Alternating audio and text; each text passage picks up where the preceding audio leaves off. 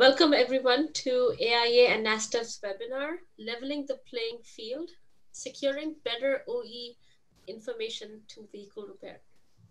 Thank you everyone. We have a good crowd today. We have Jean-Francois Champagne from AIA Canada, and we have Donnie Safer from NASDAQ. And on behalf of them, I welcome you to today's webinar.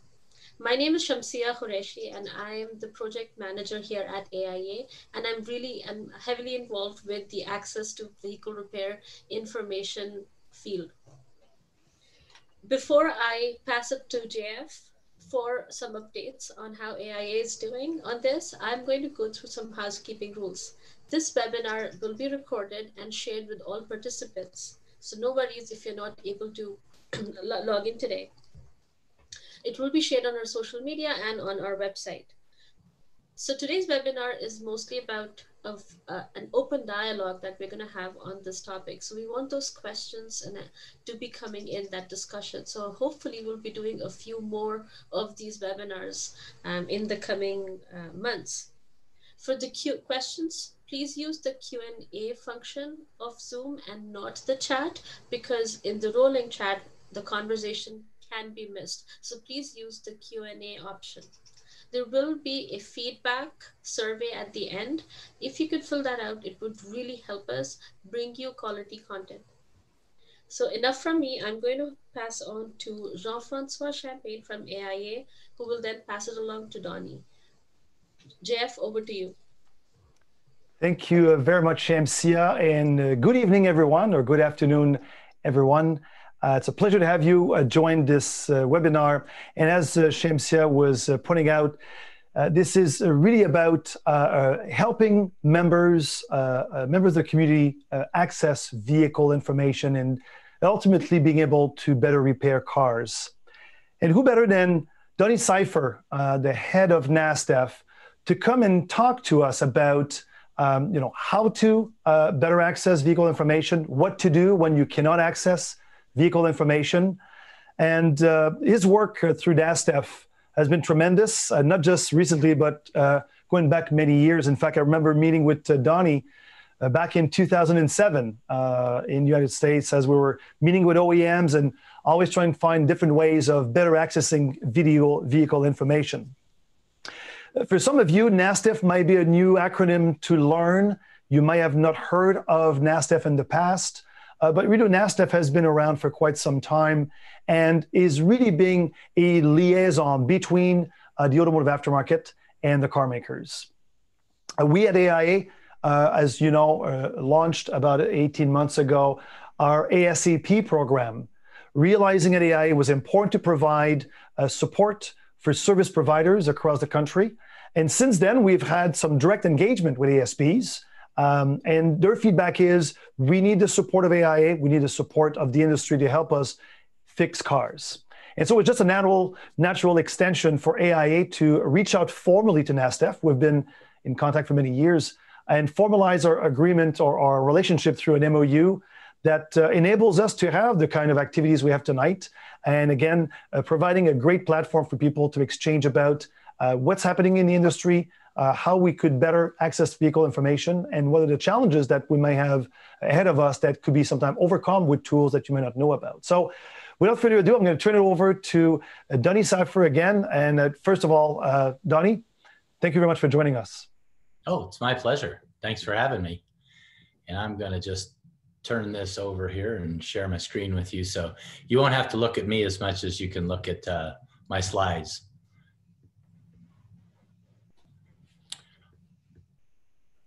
Okay. Well, so to JF's point, our main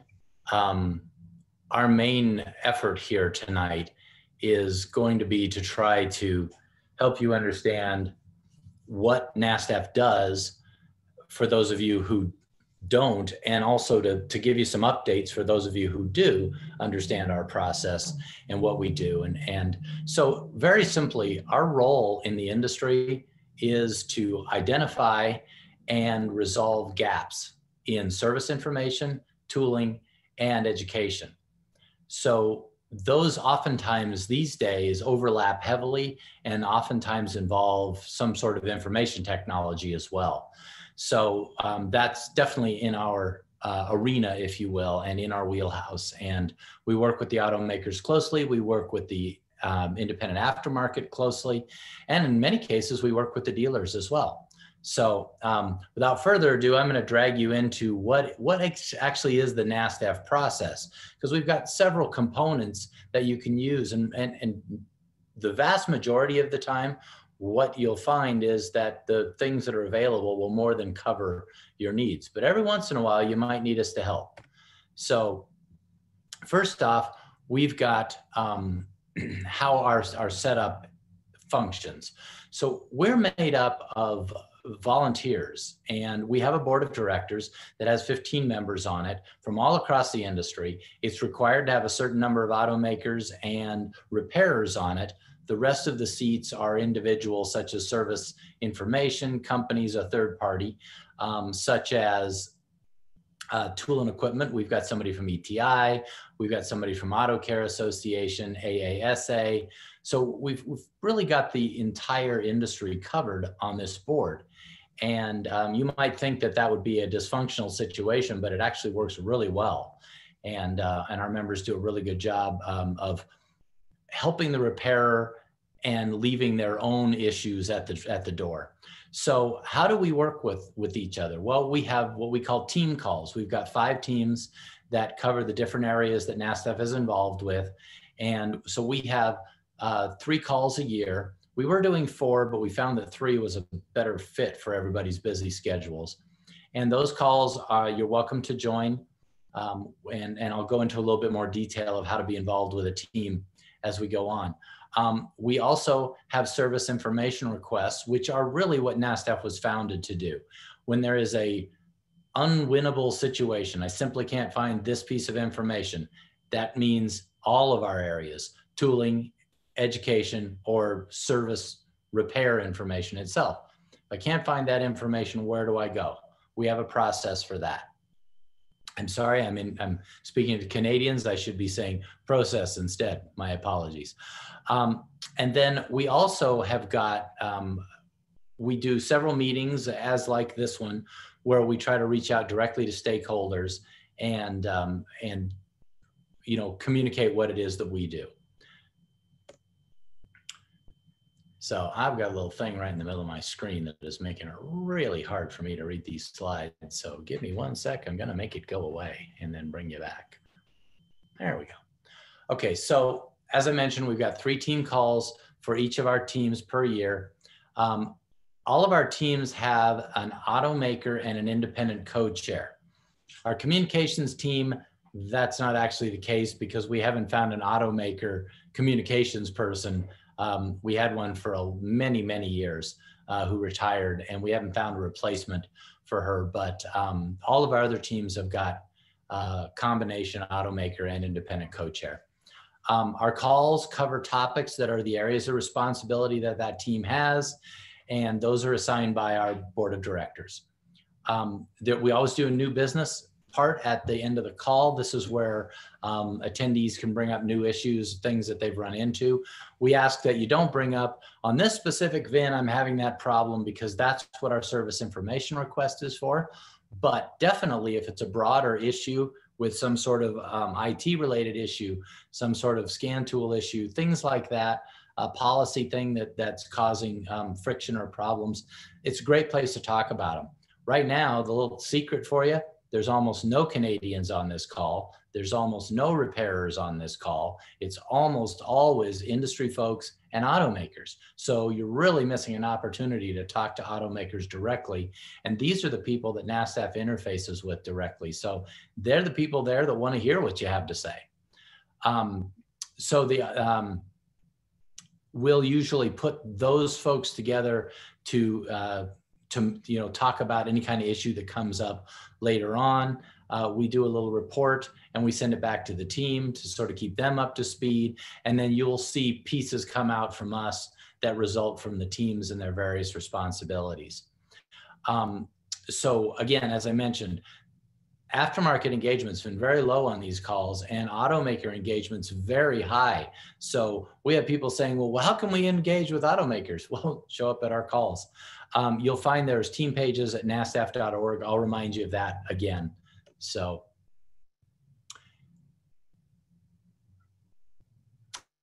let's talk about service information requests. This is currently a outdated, broken piece of software on the NASTAF website that's about to get revved up real seriously, but it's functional. So despite its inability to give feedback, it does get all of the information you provide to the NASTAF team so we can resolve them. Right now, we're doing about 3 or 4 requests a week, some higher, some lower, but on average, that's about it. That's not enough. There are more problems than that exist. And it's for identifying a specific issue with a specific vehicle. By VIN, this is the repair I'm unable to perform. And so we need complete information to really be useful. And a lot of times we don't get that. So I start answering back with, what about this? What about that? Tell me this. And some people just stop responding at that point. But the reason I'm asking is we're going to engineers, and engineers like to have all of the answers so that they can go looking for the right answer for you. So it's really important to fill out that entire form. So the SIRs that we've done in the past are no longer posting to our old NASTAF website.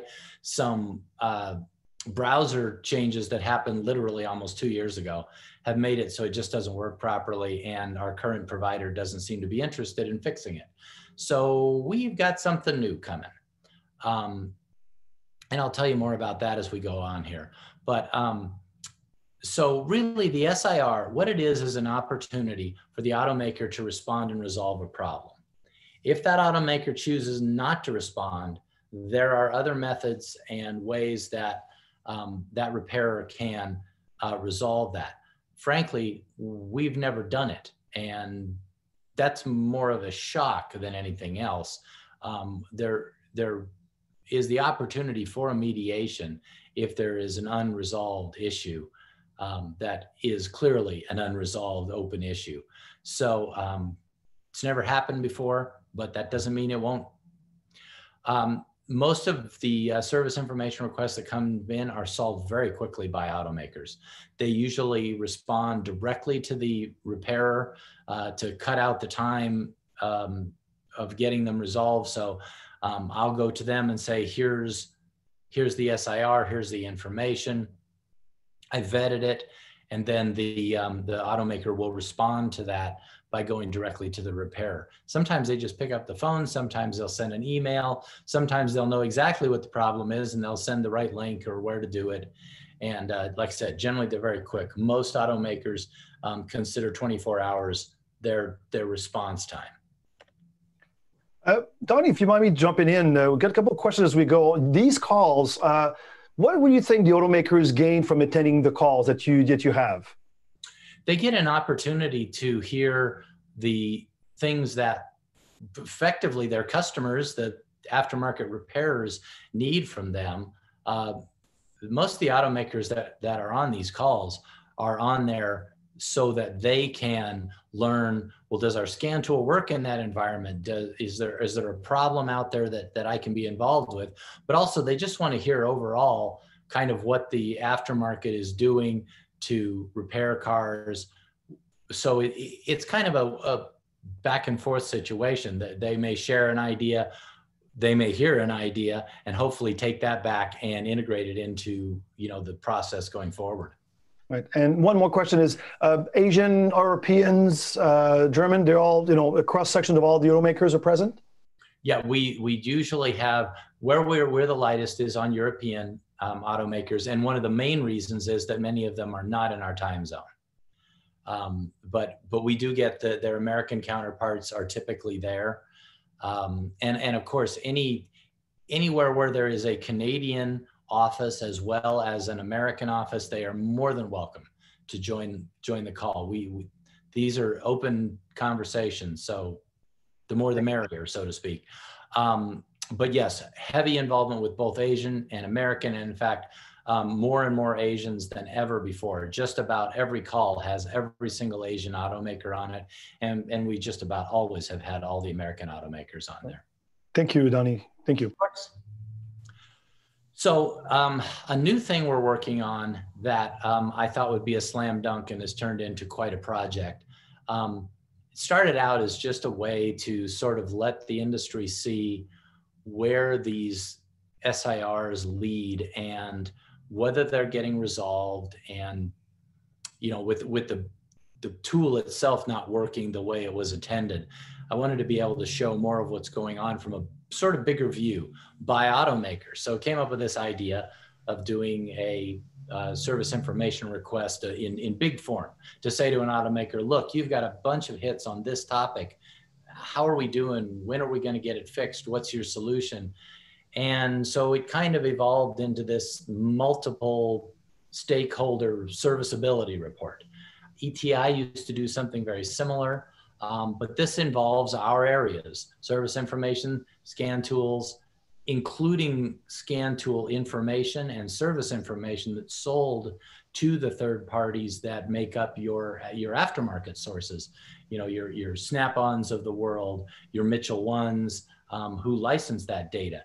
So that's also included. And when there's a problem with that, NASTAF helps with that, or ETI usually does that work. We work with them collaboratively on that. So, and then of course, if there's education. Donnie, just a quick question before you speak further on SIRs, just so that our audiences understand what an SIR is. Can you give a live example of from the beginning to the end of what that looks like? Sure. So a service information request is I was trying to repair this car. This is the VIN number. This is how I attempted to do it. I looked at the automaker website. I didn't find what I was looking for there. I was unable to purchase a scan tool from the sources that you gave me to buy it. We're looking for education on the website. It's not there on this topic. Anything that you can't find to do a repair, that's the type of thing that should go into an SIR. I'm using a Dell computer and I'm using an Autel J2534 box and I can't get them to talk to each other. You're welcome to send those. Sometimes the automaker has knowledge and can assist with that, but oftentimes they don't. And that's when you want to get the tool maker themselves involved. So those SIRs are VIN specific. What was I trying to do that I couldn't do to repair this car? And what did I go through to figure it out and still was not able to find the solution? So that's what they're used for. They are the pull the ripcord, I can't find anything kind of a solution. So that's what we use them for. So as this has kind of evolved into some areas where some automakers just do an amazingly good job, and we want to shine the light on that for other automakers to say, look, they're doing well at this and you could be too. So we want to shine the light on that, but also we have some automakers who are weak in some areas, strong in other areas, absolutely non-effective in Canada, but great in the United States. Our bylaws say that NASTAF members are US and Canadian. So as far as I'm concerned, if there's a problem in Canada, that's NASTAF's area as well, and we'll help with it. So our approach to that has been, let's build out a sort of here's the things we work on as NASTAF. Here's where you're doing really well. Here's where we have some issues. Here's where you have so many SIRs on one particular topic. It's clear you're not solving it. Whether it's a communications problem or it's an actual issue with information, let's get that resolved. Of course, that automaker can make the decision to not do it. But then I think it gives the industry an opportunity to come back to them, have a sit down and get some of these things worked out that just seem to be sitting there and never moving. So this is something that we're working on. We originally had planned, Holly and I, to have this thing whipped out in no time. And what we had to do actually was get real case studies for the actual problems, because I didn't feel that we should just sort of take everybody at their word that, oh yeah, I'm having a problem with this. And then I go research and find out that they just hadn't done their homework. So we've actually got case studies for all of the issues that we're bringing up, so that there's something to reference. So on top of the service information requests, there are other issues out there that, well, they may be compliance with laws. So what I hope you're getting from this is that if you don't file a service information request, we get it. It takes you about 5 minutes. Maybe if you're a really slow typer, it'll take you 10 minutes. And it probably won't solve the problem on the car that you're working on today. But what you're hoping for is that when another technician has a problem, they will file one, and then that will solve your problem later on. So it really is one of those situations where by combining our information and our experience, we can make everybody's world better. Donnie, I think our audiences actually want to name names, because we got a question saying, are there any Canadian specific models like Nissan or Chevy that are facing these issues? So if you want to just throw some light on some of the brands that are out there, Canadian specific though. So specifically, we do not have Honda or Toyota in the secure data release model, the vehicle security professional registry. We don't have them in Canada, but we do have them. In fact, they're leaders in the United States. That seems like a disconnect. There was an issue that occurred shortly after SDRM went live in Canada, and they've been pointing to that. I've had meetings with them and showed them otherwise what the issues were. And that's one of the areas that we need to get resolved. We've also got a significantly different approach from one brand, from one side of the border to the other, in the way that Mercedes-Benz handles their service information and tooling, a number of things. And we've got actual use cases from technicians on both sides of the border that need to be resolved. So what we're hoping they'll do is harmonize the process so it works the same for everybody, because it's not uncommon for an American Mercedes to wind up in Canada or vice versa. And you want to have that information available to you, because customers don't expect to have to wait for days for you to gain access to information to repair a car. So those are just some examples. There undoubtedly are many more, but we only have a half an hour here to talk about this stuff.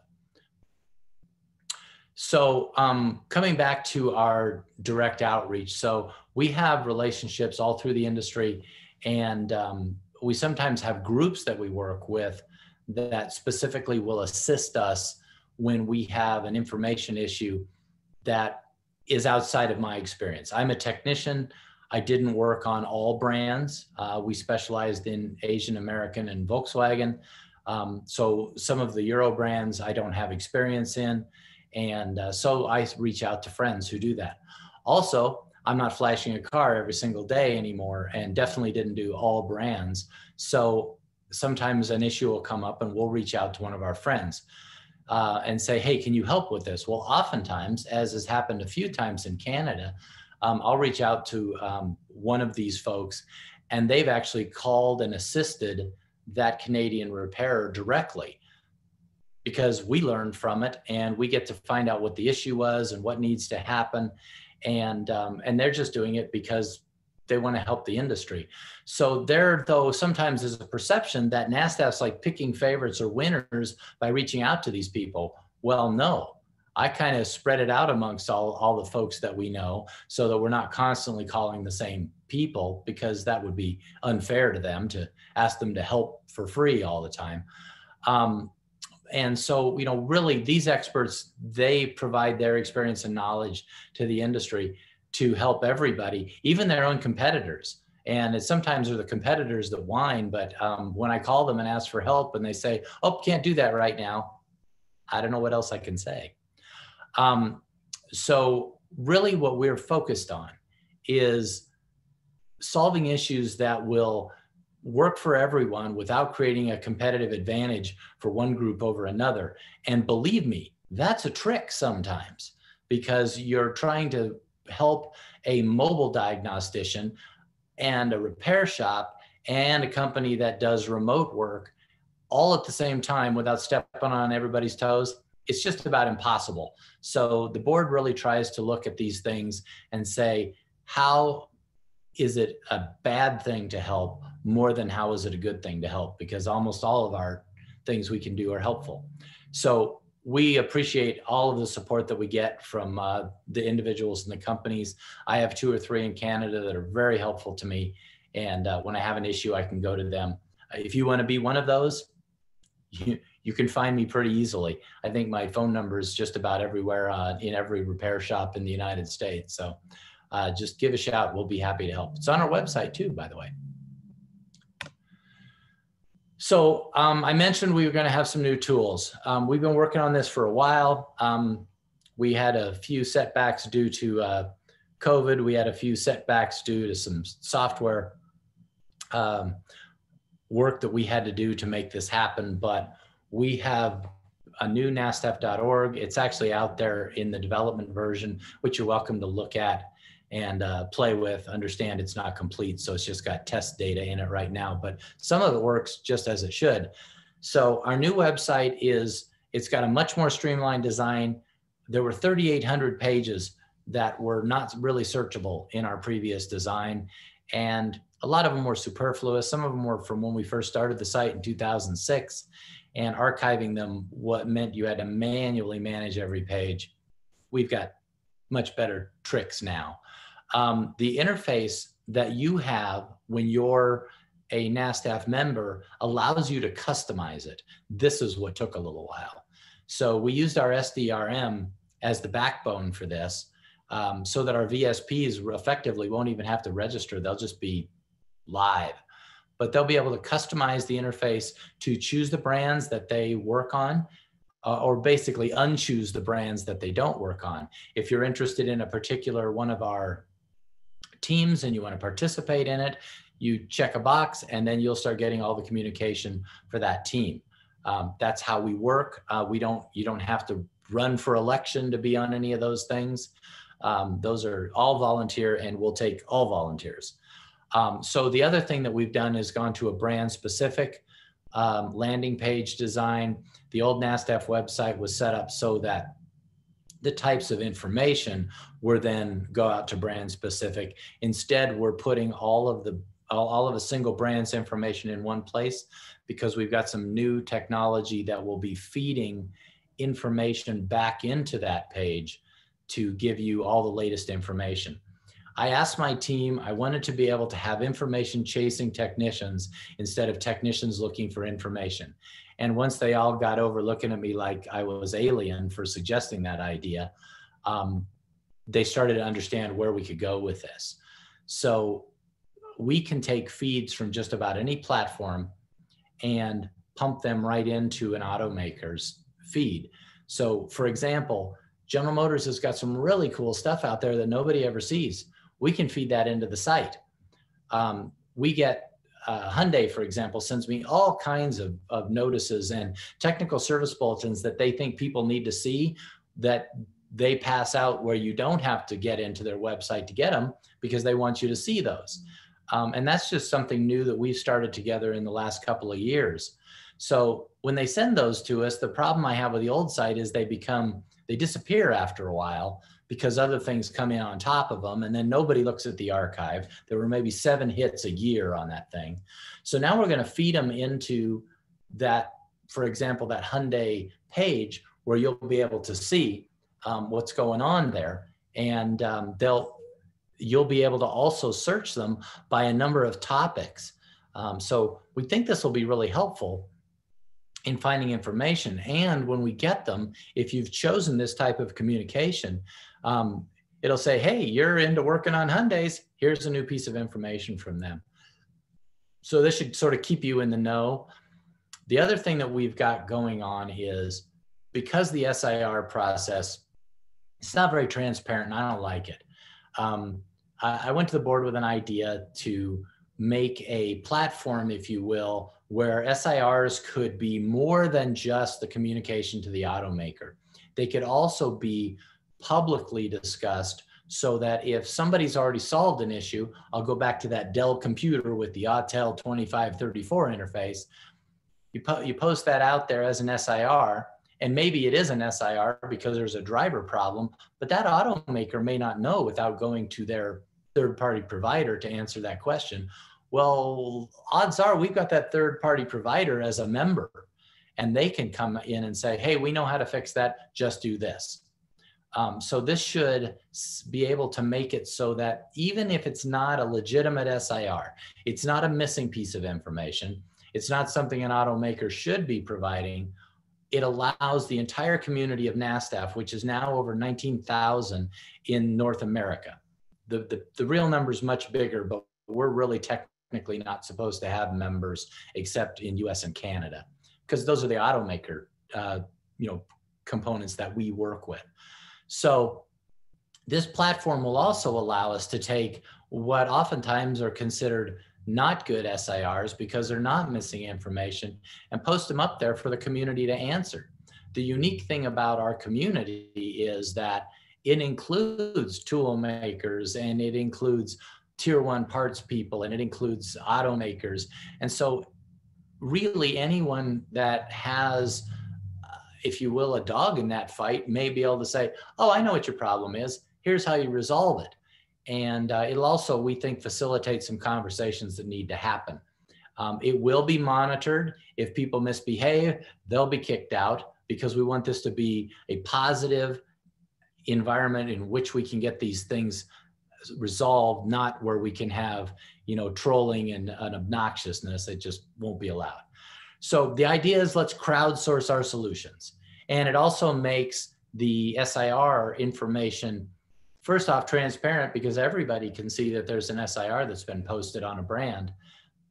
But also it allows us to repurpose those SIRs, which sadly don't often get seen by anybody except the technician who asked them. And we will again push those back into the automaker feed by that brand for you. And then the last piece of this is we built a whole new communications engine. This was actually because we had so many problems with email servers when SDRM went live. Apparently most email servers were not prepared for the amount of email volume that SDRM generated when it became an online platform.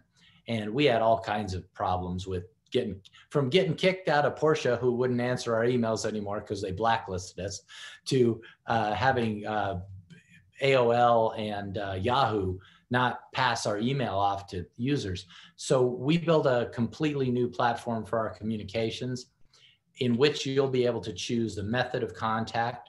We're going to be adding SMS to that as well. So if you prefer text, you can get that. You can choose what you want sent to you, which you'll do over in your setup in the NASTF website. And then that information will come looking for you. It'll say, JF, I learned something new about BMW today that you might want to know about the next time you get one in for repair. So that's kind of NASTF.org in a nutshell. I did a few screen captures so I could show you. Again, this is our development site, so we haven't put the window dressing on it yet, and we've just got some things in place. But generally speaking, the menus that are at the top middle right now are going to move over to the left so they look like SDRM, and they mirror the way it works, because we've made it so you can move pretty transparently back and forth between the two. You will see that we've got automaker feeds. You see sort of the tops of them there. Notes from the automakers. We've got alerts. Here's a problem, something going on. This may be something like, we'll get an automaker who wants to go down and do maintenance at a particular time at night. So don't expect to be able to use their key code site or their information site. This is the date we're going to do it. They send us those things, and rather than putting an email out blanketly, it'll appear here, but then it will also go to those who are interested in that brand. Our calendar, also, we have one now. This one is more advanced and allows you to subscribe to it fairly easily. This is the OE landing page. The ones that have sort of a collection of OEs, looks like a screen capture. Those are pages that are still in development with the automaker. and are not completed yet. In the case of Genesis, we're still working on getting the logo license. We get them all given to us, but Genesis has been taking a while to get that done. Fiat is actually blended into FCA, so we'll address that situation later Donnie, on. Yes, please. Just jumping in before you go any further, one of our audience members is asking what an SDRM is. If you could just expand on the acronym. Oh, I'll get to that in just a minute. Okay. Hang with me, and I'll show you what that is. Awesome, thank you. So all the automakers have this page. That we're looking at the light duty page right now. There will also be a heavy duty page. As Holly is in charge of our heavy duty team, she's adding information for the heavy duty truck makers, and that's our next little project before we release. The team pages right now just have, again, a series of buttons. It's a WordPress site, kind of the way they work. And you'll be able to click on and see what's going on with that team. Here is the communication teams page, for example. On there, you'll see the dates and times for our meetings. If you subscribe to that team, we'll also send you reminders. And so the meeting notes from the last meeting will be posted here. We're actually going to be tagging them and putting them into our alerts and our events pages, so they'll show up by team, and this will have a feed just like the automaker pages will have. So this is just sort of a high level of that. And now let me talk about SDRM. SDRM stands for Secure Data Release Model. The term itself is not unique to NASTAF. There are other industries, mostly in security, not surprisingly, that have SDRMs. This is the Vehicle Security Professional Registry. So NASTAF is the credentialing agency for the automakers to provide access to key codes, immobilizer codes, some calibrations that require a complete access to the bus, which can lead to security issues. And with some automakers, even the PIN codes for the radios, as well as PIN codes for modules. So basically any of those types of codes that an automaker chooses to provide. In the case of Mercedes-Benz, they use this process with their theft relevant parts to validate that the user has customer authorization and that they are a trusted entity, individual, and that's what we do, is the credentialing for that piece. So that's what we mean when we say SDRM. This is our 2.0 version. Our original one was pretty much a paper type of process that all of the applications were done on paper, all of the authorization forms were done on paper, that proved to be unreliable. And so we went to this portal where we're able to do a lot of things in the background to assist and support our VSPs, as we call them, or vehicle security professionals. So the registry is open to all Canadians. In fact, we probably have more French-speaking Canadians in the registry than anything else, oddly enough. We have been, and always have been, the administrator for the software platform and the developer of it. Even when we had a Canadian administrator, we still were the backbone of that. The application time for a brand new VSP is between 7 and 14 days. We are still uncovering an occasional situation in a province that we didn't take into account. We work through that with that particular individual, but still are able to do them in between 7 and 14 days. That time frame was months before, and that's not the case anymore.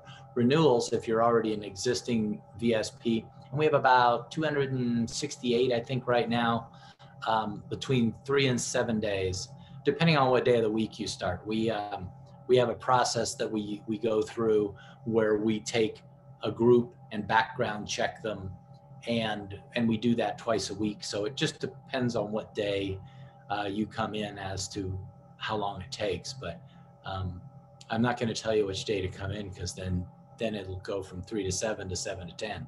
But at any rate, we'll make sure you get taken care of quickly. And the system reminds you when documents have expired. It reminds you when you're coming up on renewal. If you're one of those that has a renewal between October and December of this year, we are going to be run over. Literally 1/3 of the registry all renews on the same day.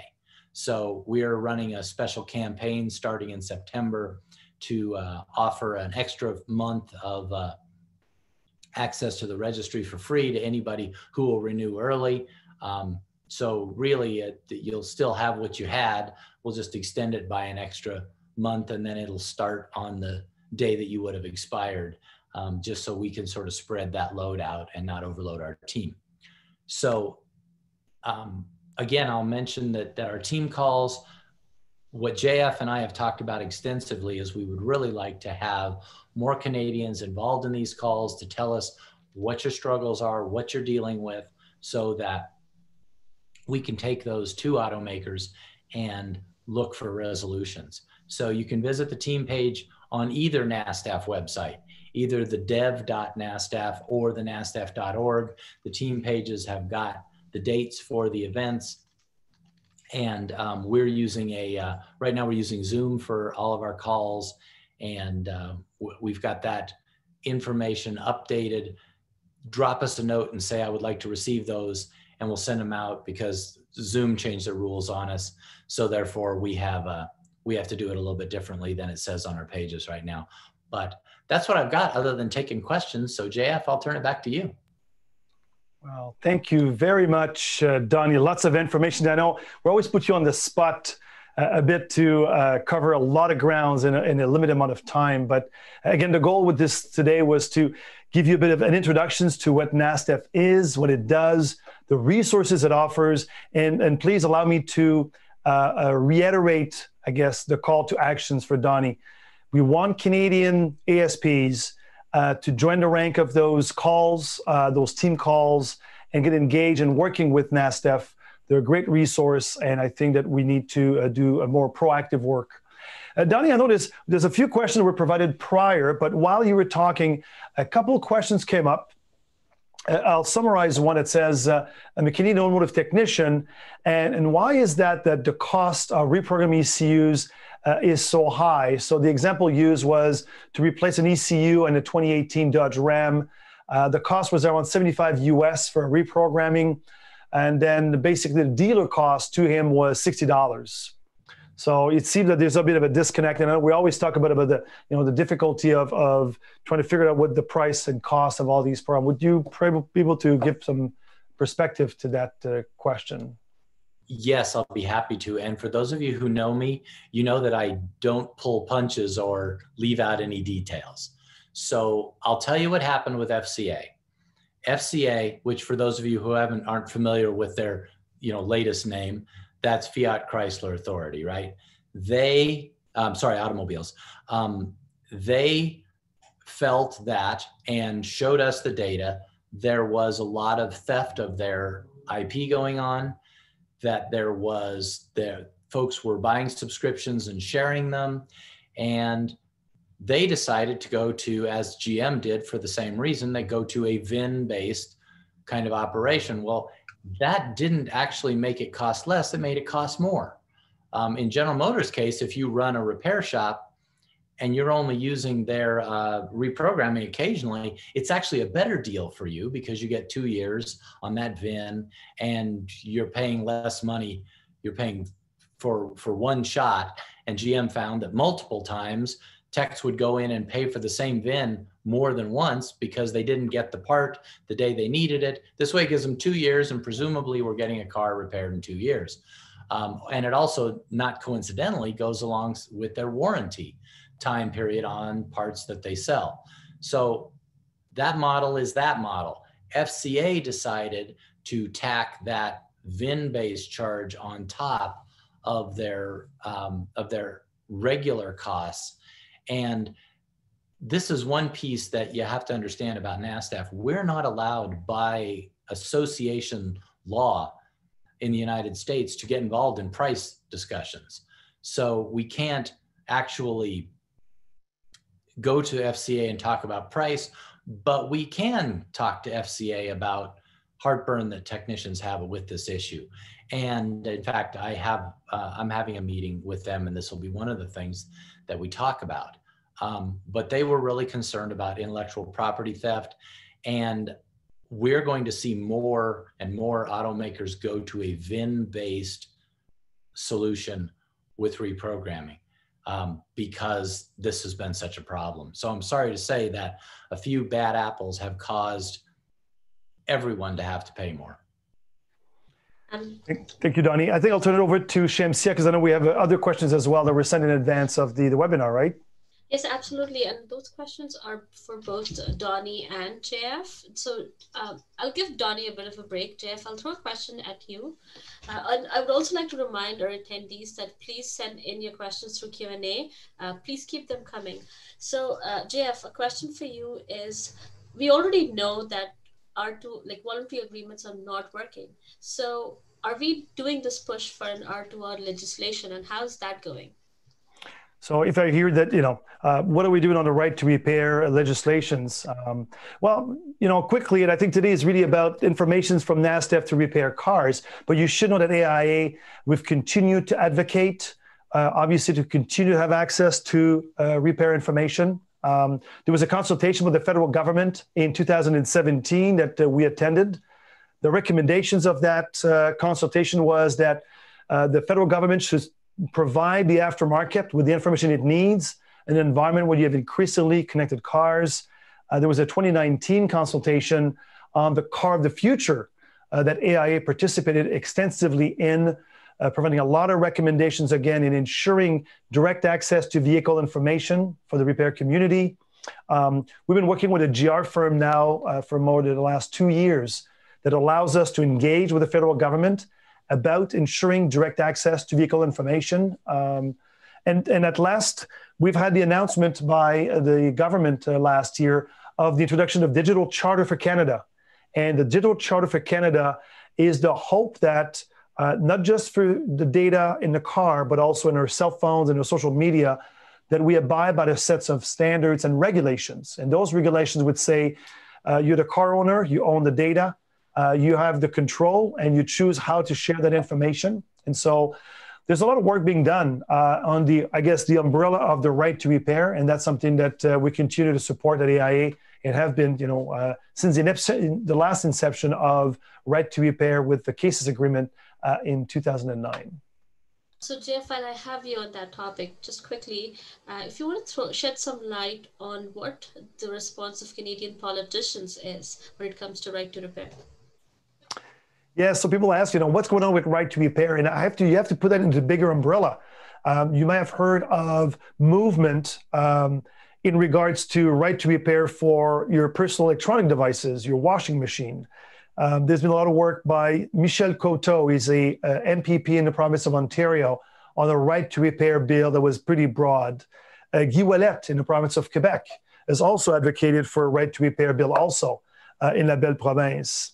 And Brian Massey, who is in fact was the promoter of the right to repair bill that led to the voluntary agreement cases. Brian Massey is still today an MP with the federal government and someone we meet on a regular basis to talk about the evolutions of right to repair. So there are politicians in this country who believe in the right to repair. They're doing some of these movements, and I think it's becoming not just about automotive, but much bigger than our industry, which is good, in fact, from our perspective. Thank you, If I James. could also add a piece to that.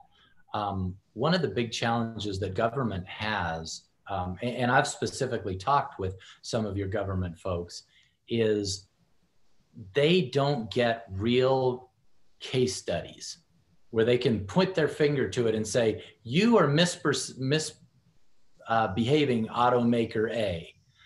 That they just don't have that. And so that's one of the things that we're trying to do with this serviceability report is call those automakers out when they're not doing what they've promised to do, and either get them to do it so that the voluntary part of the agreement does work, or if not, the government's got it in their hands so they can say, well, here's a case, what are you doing about that? It's just too hard for non-technical people to boil this down and understand it unless we give them a non-technical way to approach it.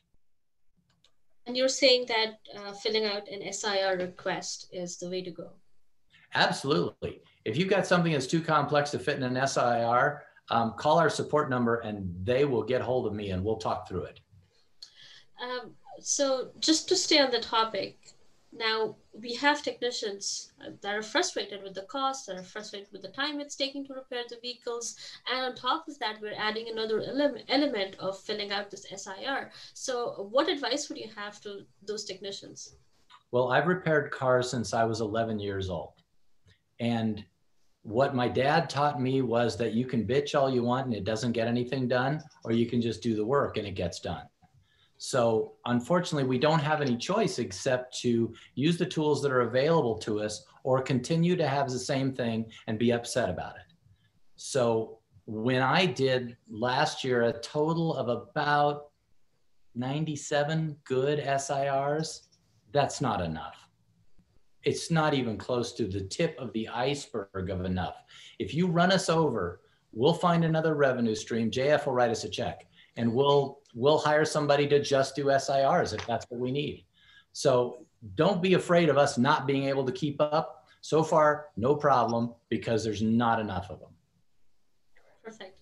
So here's more of a common sense suggestion. Someone's saying that if you have a single OEM format, like the same web design, weld symbols, a single subscription, same system that generates a PIN. So basically a standardized approach to accessing vehicle information.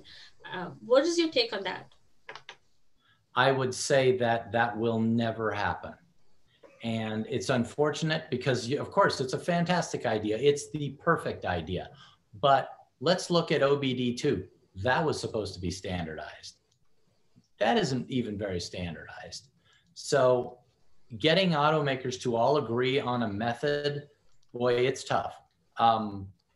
Getting them to all do a thing, that isn't quite as bad. So I think that the way that we do this is we get a few automakers to understand that it's easier to do it in X format. Then they say, gosh, that was easy. NASTAF's trying to make some things available to them that make it easier for the technician and make the automaker have one less hassle. So if we can do both of those things, other automakers are also going to come to the table and say, hey, make our life easier too. That's my hope. But there has to be a win-win in these things. And a lot of times these sites generate so little revenue for automakers that it's really hard to go to them and say, look, I know you spend on average $250,000 a year making these sites updated for a single model year, but could you spend $500,000 and do something that we're only going to use 8 times? It's really hard for them to make that case. So I think we just have to continue to understand what they do and why it happens, because since I started this job, and I've worked with automakers for over 20 years, 25 years now, I didn't realize the methodologies as much as I do now. And I think we can, as we understand them better and I understand what you're doing better, we'll put the two together and say, how about if we win here? And we're getting more and more opportunities to do that. So just make an effort to get the information out there. Yes, I know it takes time. Yes, I know it's frustrating. Yeah, I know it's really frustrating when a customer's coming to pick up a car and all of a sudden, whoops. But as my friend Chris Chesney says, make sure you read the manual before you start so you know what's coming. Thank you, Donnie. Just a quick question for JF now. I'll give you a bit of a breather. What role would, if any, would cases play in this issue of solving access to OE repair data now that we have NASTAF in the equation? Sure. You know, CASIS is, again, our voluntary agreement that we signed back in 2009 in Canada as a right to repair. And I think it served its purpose. It was, in fact, the starting point of ensuring. It was sort of the statement by the automakers to agree to provide repair information. And so that was a very important milestone. And the agreement has continued, is still there, and AIA continue to participate in the cases meetings representing the aftermarket. But the agreement is about 10 years old. And so when you look at the cars of today and tomorrow, this is where we're looking at, okay, what does access to vehicle information will mean, not just today, but in tomorrow, looking at the evolutions of connected, increasingly electric, and one day autonomous vehicles on our road. And so this is where we need to look at the whole wireless data access, telematics, and have those conversations we're having with the government. But I think cases will always serve as that starting point that created that, engagement by car makers to ensure that it would provide information. And today you see the like of NASDAQ, who continues to be the broker between the car makers in the aftermarket to make sure that that information flows and they continue to provide that information in a way that we could, despite being a little frustrating. Thank you, Jeff. Your voice was cutting off a little bit, but I think we got the gist of what you were trying to say over there. So question to Donnie, while Jeff, perhaps you could take care of the technical issues that you may be having. This question has come up a few times when we were curating as well. Why does it cost so much to repair for the aftermarket to repair, like to access OE information? Why is it costing so much? I can't answer that. The primary reason that it's costing so much, from my perspective, what I'm seeing is that automakers are seeing a lot of theft of their IP, so they're adding more and more layers of things you have to pay for. Mm-hmm. At the end of the day, the way I look at this as a businessman is, I am not a price setter, I'm a price taker. So I pass that price along to my customer. If there is a significant difference between what the dealer can and has and what the aftermarket can do and has, that's an issue that needs to be taken up. And in our service information agreements with automakers, that's agreed. The pricing piece is just not something that we can address. So that has to come from other organizations. That has to come from groups like AIA and Aero and ARA.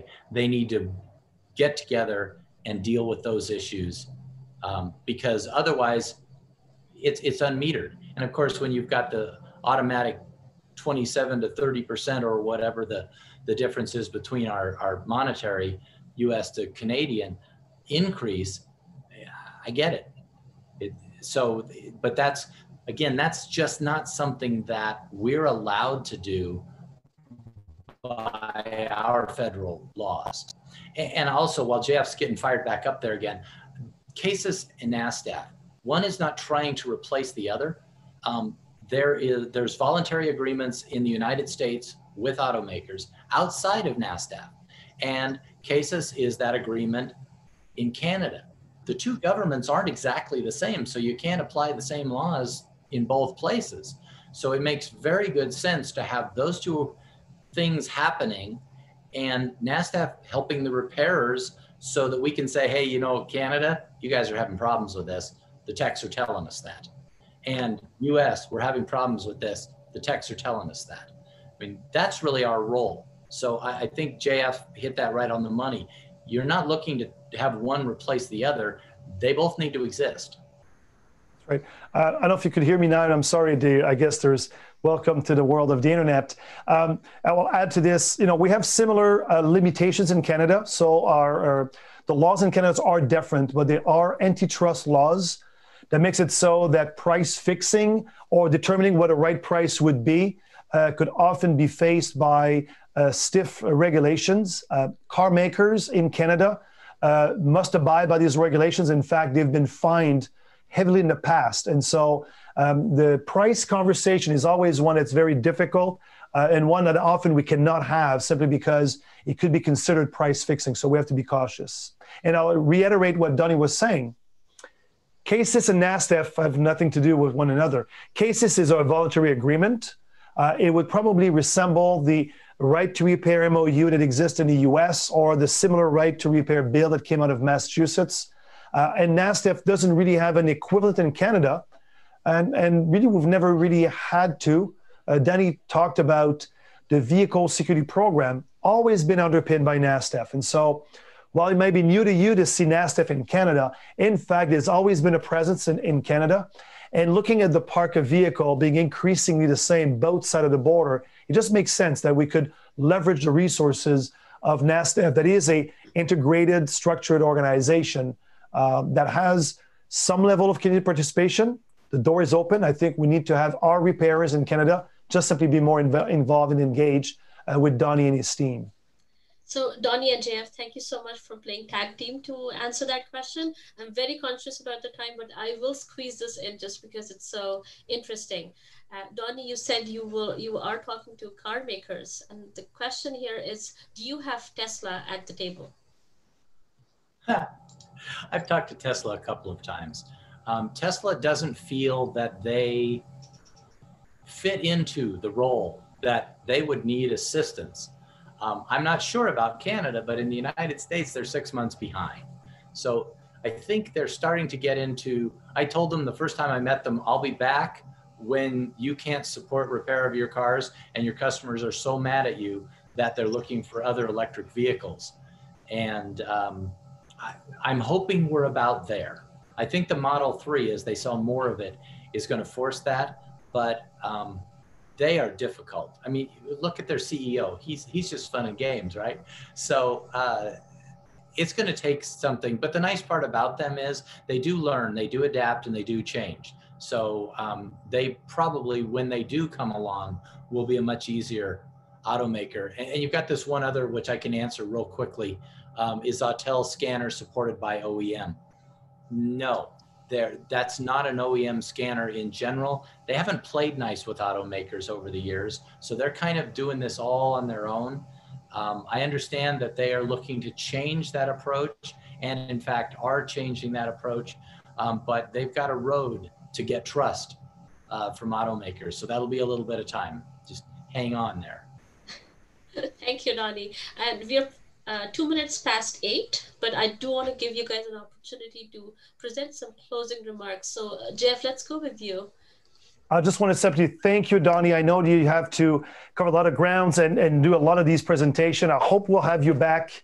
I hope we'll have engagement, and we'll measure success of today's webinar by some engagement from our ASPs, members of the ASCP program, to reach out to Donnie, get engaged with NASDAQ, join some of the meetings and the calls, and ultimately be better at fixing cars in Canada with the support of NASDAQ. And again, Donnie, thank you again for coming tonight.